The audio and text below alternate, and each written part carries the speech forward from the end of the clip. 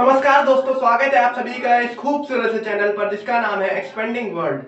आज दोस्तों हम एक महान ऐसे फिलोसफर के बारे में बताने वाले हैं, एक ऐसे फिलैंथ्रोपिस्ट के बारे में बताने वाले हैं, एक ह्यूमनिस्ट के बारे में बताने वाले हैं, एक नेचुरलिस्ट के बारे में बताने वाले हैं, एक डीपेस्ट थिंकर के बारे में बताने वाले हैं, एक ऐसा महान व्यक्ति जिसके महान विचारों ने उसे बना दिया उस भगवान जिसकी पूजा होती है दिन और सुबह शाम। आइए जानते हैं कौन है वो श्रीमान।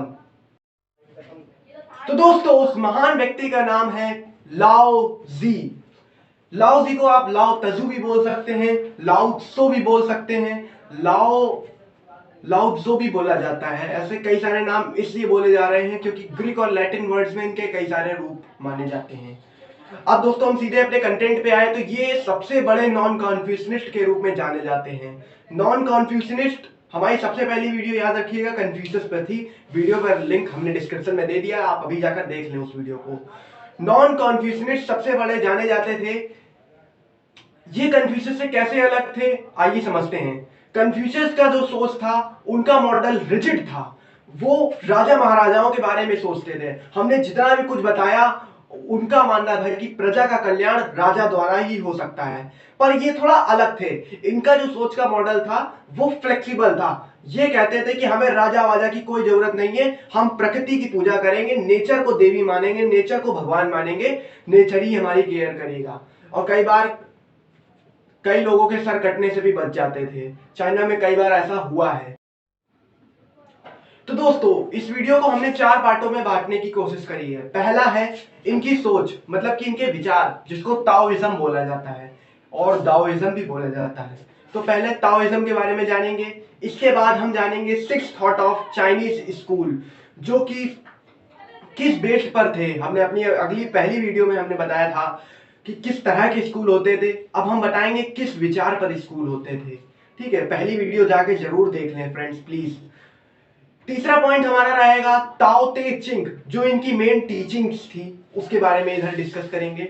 जस्ट इसके बाद हम बताएंगे फॉर्मेशन ऑफ रिलीजन। ये हर वीडियो में आपको नहीं मिलता है देखने को। फॉर्मेशन ऑफ रिलीजन, धर्मों का निर्माण कैसे होता है, क्या वो बने बनाए आ जाते हैं कि किस तरह से वो धीरे धीरे बनते हैं, वो रूप लेते हैं, ये भी हम जानेंगे।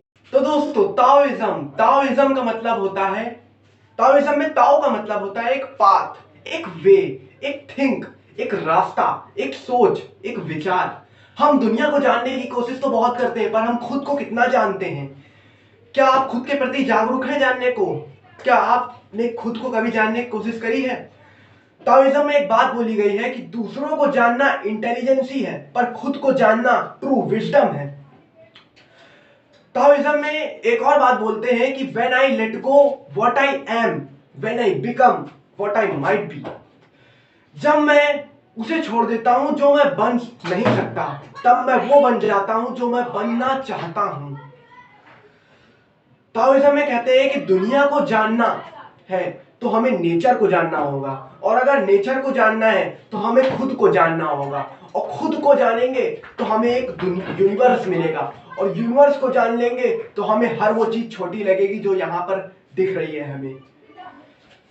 आज चाइना में 80% लोग अपने आप को हान डायनेस्टी से बिलोंग करते हैं। हान डायनेस्टी के बारे में मैंने फर्स्ट वीडियो में अपनी बता दिया है। हान डायनेस्टी के लोग इन्हें भगवान मानते हैं। चाइना में किस तरह से इनके विचार फैले ये तो जानना आप सभी के लिए जरूरी है, क्योंकि ताओइज्म में एक बात बोली गई थी कि काइंडनेस कॉन्फिडेंस की जननी मानी जाती है। जितना आप विनम्र रहेंगे, आप के अंदर का कॉन्फिडेंस जो है उतना ज्यादा बना रहेगा। एक और बात बोली थी इन्होंने कि always go with the flow, because nature में होने वाले चेंजेस आपको एक लर्निंग दे रहे हैं।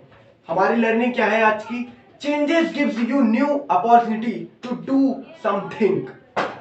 दोस्तों ताओइज्म में एक बात कही गई है कि जो लोग हमेशा अपने कंफर्ट जोन में रहते हैं और कभी बाहर नहीं निकलना चाहते हैं और सोचते हैं हम वहीं छुप के बैठे रहें, उनको कहा गया है कि मेंटली तुम अपने शरीर को खोखला कर रहे हो, तुम अपना अस्तित्व खो रहे हो, तुम अपने आप को खुद में ही मार दे रहे हो, तुम खुद से ही डर के खुद से ही हार रहे हो।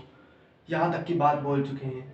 ताओइज्म में कहा जाता है कि इच्छाएं छोड़ दो, लग्जरीनेस छोड़ दो, ईगो छोड़ दो, एंग्रीनेस छोड़ दो, ह्यूमिलिटी ले आओ, कंपैशन ले आओ, दया, और सबसे बड़ी चीज रिस्पॉन्स देना छोड़ दो। इसके बाद अगर इतना भी नाकाम बने तो पावर ऑफ वॉकिंग अवे। तुम हमेशा वहीं रहो जहां लोगों को तुम्हारी जरूरत हो, तुम्हारे मतलब की बात ना हो वहां से चले जाओ। कोई तुम्हारी बुराई कर रहा है, वॉकिंग अवे, छोड़ दो। कोई तुम्हारे बारे में तारीफ भी कर रहा है, मुस्कुरा के छोड़ दो, बस।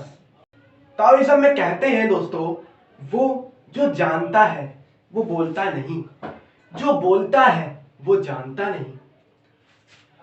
बहते हुए पानी में आप अपनी परछाई नहीं देख सकते, सिर्फ वो ही जो आंतरिक शांति का अनुभव करते हैं वो इसे दूसरों को दे सकते हैं।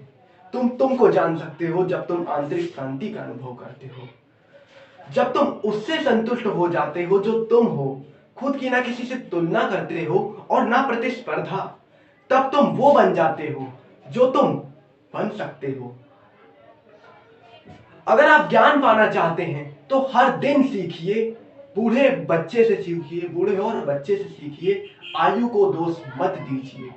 अगर आप आत्मज्ञान पाना चाहते हैं तो खुद को जानना सीखिए, खुद के प्रति जागरूक होना सीखिए, नेचर के ज्यादा करीब हो जाइए, आत्मज्ञान की प्राप्ति हो जाएगी।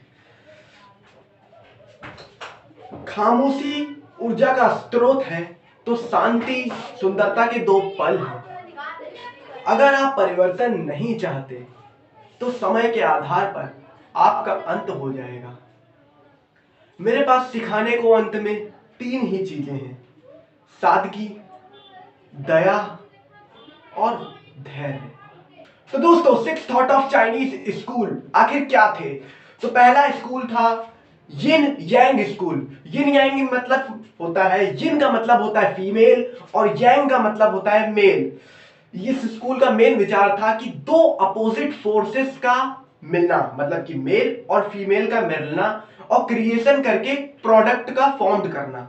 ये आप जिस भी नजरिए से देख रहे हैं देख लीजिए, बट ये असल में एक कॉस्मोलॉजी है। असल में आप अगर इस प्रोसेस के डीपेस्ट में चले जाएंगे तो यूनिवर्स के करीब, यूनिवर्स से जुड़े रहस्य को आप उजागर कर पाएंगे। देन इसके बाद दोस्तों आता है रू स्कूल, जो कि लिटरेचर, फिलॉसफी और तो और कन्फ्यूशियस के विचारों पर बना स्कूल था। बहुत ही महान स्कूल होगा वो। देन इसके बाद हम आते हैं मो स्कूल। मो स्कूल जो है मोहिज्म द्वारा बनाया गया था, मोहिस्ट के विचारों के लिए बनाया गया था। ये काफी स्ट्रिक्ट डिसिप्लिन स्कूल होता था, यहाँ पनिशमेंट दे दी जाती थी और मेनली ये जो स्कूल था मिलिट्री को तैयार करने के लिए स्कूल बनाए जाते थे। इसके बाद आता है दोस्तों मिंग स्कूल। मिंग स्कूल, मिंजिया नाम के चाइना में एक थिंकर आए, देन उन्होंने उनके जो विचार जिस तेजी से फैले तो उस पर बेस पर एक रियलिस्टिक टॉपिक तैयार किए गए जिन पर डिबेट्स होती थी, उसे मिंग स्कूल कहा जाता है। देन इसके बाद दोस्तों आता है 5th नंबर पर फाई स्कूल। फाई स्कूल में लीगलिस्ट स्कूल था, ये लीगलिज्म को फैलाने के लिए स्कूल बनाया गया था। ये भी मो स्कूल की तरह ही था, यहाँ पर भी डिसिप्लिन को काफी ध्यान रखा जाता था, बट यहाँ का जो मेन मकसद था सोशल कंट्रोल करना, समाज में नियंत्रण करना, इंसान को अच्छा इंसान बनाना, चोरी डकैती लूट को कम करने के लिए, एक अच्छे आचरणों को ढालने के लिए फाई स्कूल का निर्माण कराया गया था चाइना में। देन इसके बाद दाओ दे स्कूल, जिस पर यह वीडियो समर्पित है, ये ताओइज्म को बढ़ाने के लिए ये स्कूल था। ताओ को दाओ भी बोलते हैं, बता चुके हैं। ये लाओत्सो के विचारों पर आधारित स्कूल था और इसको नेचुरलिस्ट स्कूल कहा जाता है क्योंकि इस स्कूल की बातें और थॉट्स जो है नेचर के ज्यादा करीब हैं। तो दोस्तों, 2 पॉइंट्स के डिस्कस के बाद अब हमारा पार्ट 1 यहाँ पर खत्म होता है।